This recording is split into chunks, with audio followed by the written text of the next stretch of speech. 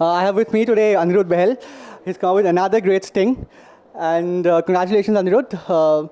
But I'll start off with a few cynical questions. I was here when you released Operation Janambhoomi also, just before the general elections, if I'm not wrong. And there are already murmurs about the timing of this. Well, as a journalist, I understand that the story is a story, irrespective of what time it is. But is the plan to release the story now, and to create because it'll create more impact? It's part of the plan Actually, even the notification is not out. The election is 3 months away, more or less. And these days of mass media, whether the story will even survive 24 hours, you don't know. So it's too much of a conspiratorial mind which will really think that it has something to do with nothing to do with the election. On a lighter note, last time it was a big prank that you played on all of us. Were you worried or apprehensive that journalists won't turn up this time? No, I was not apprehensive at all. I think people enjoy sometimes laugh on themselves, and I think the majority of them understood what it was, and they understood that today is a very serious story, and they landed up. Sure. I never had a doubt that they would land up. Sure.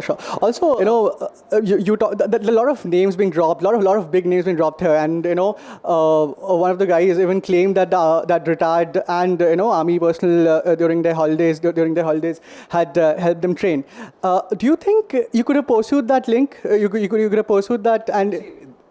Ranveer Sena is using high-end arms. It's not a secret. They were using machine guns, AKs, and other such machine pistols, etc. Whereas the Maoists at that time had very rudimentary sort of arms. I'm talking about the late 90s, mid-90s.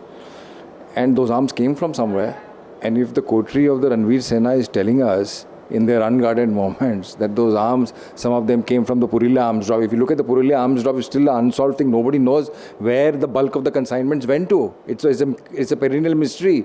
What was that operation? Who did it? And they are saying they sort of accessed arms from the Purila arms, or they accessed arms from from army rejects, etc. So we have to take them at face value. This is what they are saying. If they're confessing to the crime, basically they're talking to a reporter who went as a reporter, who went as a researcher, and he was wanting to do a film on Ranveer Sena, and he was doing research. So he was basically saying what he was. And in those, please understand, not one of them had any remorse of what they had done. Each one of them had a big sense of pride about the massacres. They were wearing it on their sleeves. And it was as if here comes this person and let us sort of relive what according to them are the grand moments in life. So in reliving those grand moments, they're talking about the whole thing, and they are saying that this is how we access it, this is the person who gave us money, this is the person who did us this. Obviously, none of that happened in thin air. It happened somewhere. You're the man of the moment, I don't have to rush, but just one last question. I know as journalists, we don't really worry about consequences. Our job is to report the story. But then is there a sense of disappointment that, the Operation Janambhoomi also threw up a lot of big names, but nothing really happened? Is that in any way disappointing? You see, yes and no. You live in an age of mass media culture, and mass media culture, especially today's age, if you look at the channels, I mean, Radhe Ma is sort of trending right now. So how does one even begin to compete with that? And all these editors of mainstream channels who take a high moral ground, actually they're not entitled to any high moral ground, because this is the editorial choice that they make day in and day out. Where a serious story is sometimes not run because of their own agendas or commercial constraints or whatever else, or simply for the simple reason that it is not their story. So you have multiple sort of considerations in the choice of a newsroom to pick a story up. And you should never go by the reason that the news editor or the editor might be giving you, because that more often than not is not the real reason. Thank you so much, Aniruddha. Congratulations again.